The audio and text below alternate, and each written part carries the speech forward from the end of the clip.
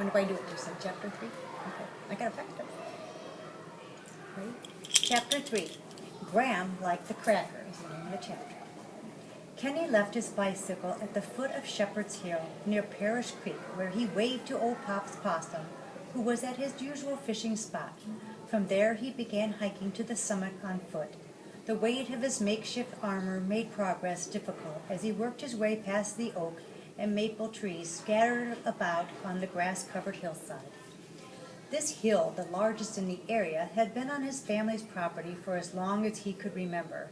He collected butterflies and wildflowers here last summer, read the wind in the willow under the large willow tree at the top last fall, and had sled races down the side on the garbage can lid he now held as a shield. It was his prized snow saucer, and it had the scrapes and dents to prove it. Perhaps the dragon would take these marks along with the blackened pots and pans to be victorious badges of previous slain drakes, and would be respectful of all the little buck. Perhaps the beast would even be a little scared. Kenny made it to the grassy top by sunset. From here he could see the little lamplights of Round Brook flickering along the horizon. To the west, billowing clouds changed in hue from gold to fiery orange, then turned red before cooling off into a lovely shade of lavender. As Kenny looked east, he could see the North Star, Polaris, twinkling low in the sky. Directly below, curled up and sleeping on the far side of the hill, was the dragon. He gulped. This animal was bigger than the illustrations in his book. Much bigger. Memorized, Kenny slowly approached the monster, happy to be downwind of it on the off chance that it could smell him and attack. He was halfway across the hilltop when he thought the creature had sensed him because he was growling in a low tone, just like a lion. A giant, reptilian, bloodthirsty lion. Kenny froze, hoping it would stop and go back to sleep. But the beast never moved, and he soon realized it wasn't growling at all. It was purring. The book didn't mention anything about purring, he whispered to himself. He pulled the bestiary out of his book bag and studied the pictures once again. The image depicted the dragon that was slithery, scaly, and very fierce-looking. Kenny then looked up at the specimen in front of him. It was a bit rounder and hairier and scuffier than what was drawn in the bestiary. Kenny held his breath and strained against the gathering dark to see very little detail of the magnificent monster dozing in the twilight. He didn't dare but make any noise, even though he was dying to light his lantern for a better view. After a while, the rhythmic purring started to make him feel relaxed. He listened while its large ribs expanded and contracted with each breath. He closed the book and put it in his satchel.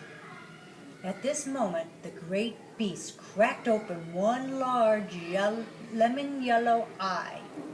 Kenny froze, mouth agape. The creature's head rose up from the ground and focused on the small rabbit studying him. Then the dragon did a sort of fake stretch and a pretend yawn and settled back down. Of course you know this move very well. It's the I'm pretending to fall asleep but I'm really wide awake move, and it's best used on parents when they check on you in bed at night. The dragon closed his eyes, gave out a sigh, and said in a low, gravelly voice, "No throwing rocks at me or poking me with a stick or yelling at me, 'cause I won't tolerate it. And don't waste your time pouring water on me to douse my fire, 'cause that doesn't work either. I just got comfy on my nice cool spot of grass here, and I'm trying to sleep, so leave your food and off you go." The dragon's words trailed off, and he began to fake sleep again, making a purring sound of snoring sound. Kenny cleared his throat. Amen. Nothing. Still nothing. He had to try another tactic. Were all dragons this unresponsive? No wonder they were practically extinct. He coughed. Battling. Aren't you here with an offering? A meal? A liberation, perhaps? Leave it by my entryway. Then you best scurry home. It's getting late. I didn't bring you anything, Kenny stammered. No food, the dragon said. Not moving a single scale. Then why on earth have you brought those pots and pans? Surely you were planning on cooking me a delicious dinner. He eyed the garbage can lid shield and serving that on that large metal plate. Splatter. Not only had his book not mentioned dragon purring, it hadn't mentioned bringing gifts either. Clearly, the author did not take his subject seriously, or else he hadn't done his research thoroughly. Kenny set his broom lance on the ground. Well, I do have a bestiary that I've been reading, but now I'm not so sure of its accuracy. A bestiary? Really? The dragon's eyes opened wide, and he quickly sat up. He rubbed his scaly paws together. Come on, then. Let's have a look. He extended his hand. It was never nearly as big as Kenny was, and ended in long, sickle-shaped claws. The young rabbit pulled the old book out of his satchel. He grabbed the ribbon bookmark and opened the book to the page titled Dragons. Please don't burn it. I'm borrowing it from a friend of mine. Burn it? What sort of unfancy fire drake do you take me for? Why, I'd just as soon burn my own tail as burn a book. He looked at the title on the cover, The King's Royal Bestiary. Let's see here what it says. The dragon stretched out his long, curly tail and reached into an opening hidden in the shadows of the rocks and boulders on the hillside. From there, he pulled out a pair of metal-framed spectacles and set them on the furry bridge of his nose. To the lad, they were the size of dinner plates. Kenny removed the pot from his head and slowly sat down on it. He didn't want to make any quick movements, but he was ready to bolt in case the beast showed any signs of aggression. Wouldn't you just know it? A book arrives, and there's nary the light to read in it. Do you mind lighting your lantern? Okay, Kenny says, sure. And he lit the lantern. Fireflies began flitting above the top of the hill. They quickly blinked around the monster's giant head, revealing a jagged, toothy grin as he studied the pages. Giving his best performance as a relaxed visitor, Kenny sat back down on his pot and plucked a stalk of grass. Casually chewing it, he asked, "How long are you here for?" "Hard to say," the dragon muttered, flipping through the pages. He then snorted, "Rubbish! Well written, but the facts are not at all right." "How do you mean?" Kenny asked. "Look here. It says, a dragon's strength is found within its long and dangerous tail. Tying the tail in a knot will render the foul beast harmless. But be warned, all drakes kill anything they catch with their vicious coils." "Not true. Do you, little battling, kill everything that you encounter?" "Well, no," Kenny replied. He was wishing that pot on his head, after all, and he gripped his garbage can lid shield tightly. "Exactly," said the dragon. "But I could easily say that the general populace pretty much destroys everything they come into contact with. They certainly do when encountering a fellow like me. And I am not killing you at this moment, am I?" Kenny thought about this for a bit. Was it some sort of trick? His heart was beating fast, and he was ready to take off, leaving everything behind.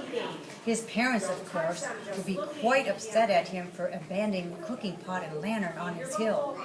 Certainly, George would be cross as well, and Kenny didn't have the allowance to replace the bestiary was borrowing.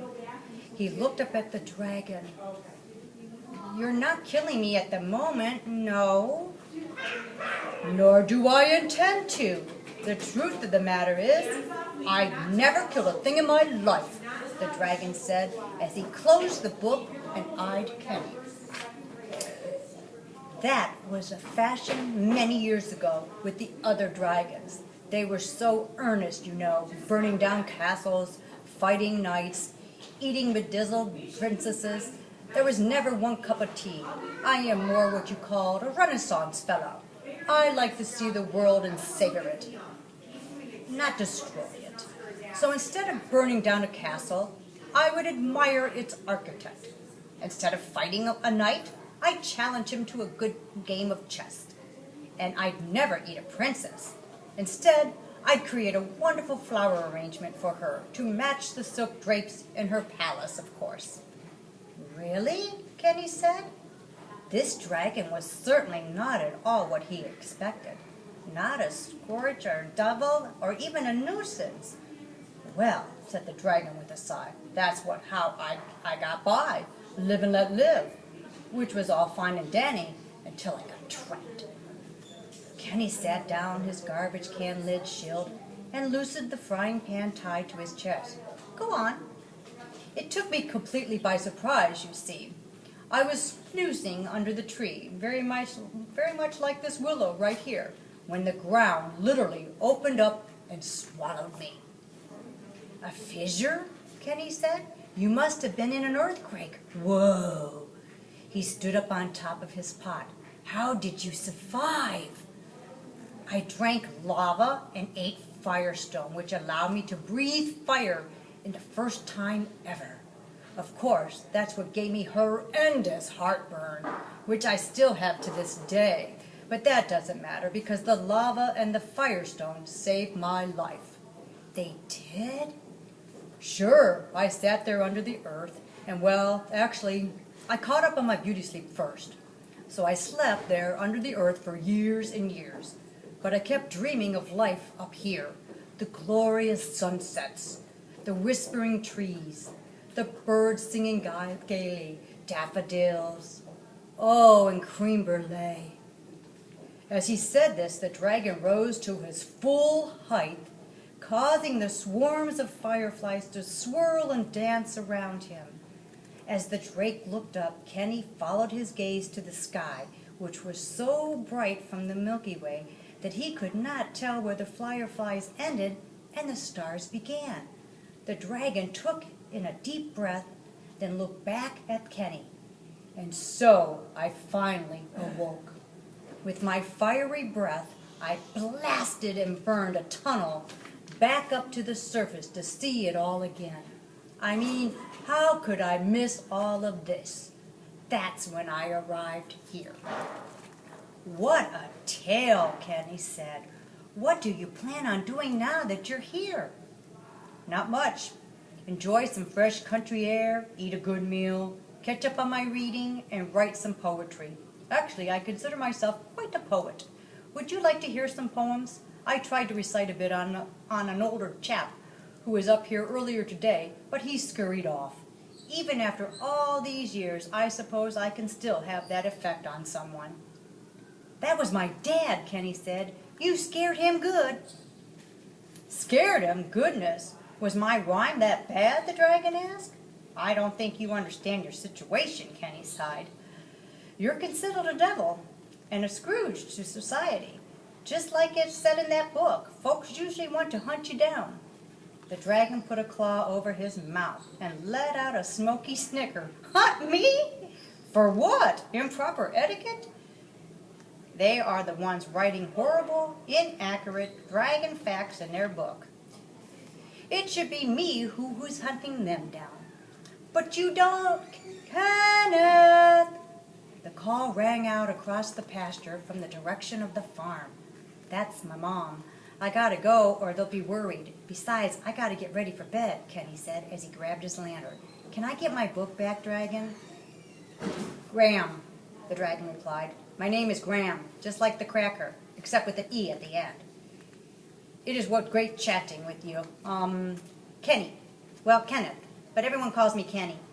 Well, Kenny, the dragon said as he handed off the makeshift lance and shield, do come up again and bring your folks. In fact, let's do dinner tomorrow night. You bring the food, and I'll supply the entertainment. Is your mom a good cook? Tell her I have a ravenous appetite for souffle, glazed carrots, mashed potatoes, and of course, creme brulee. Oh, okay, I'll ask, Kenny said. And the book? Oh, please, let me give it a read tonight. How I love good fiction. What's that? Kenny dashed back down the hill. With that, Kenny dashed back down the hill and hopped into his bike. Excited, he pedaled down his house. He couldn't wait to tell his parents how curious, how interesting the dragons, whose names happened to be Grahame, truly was.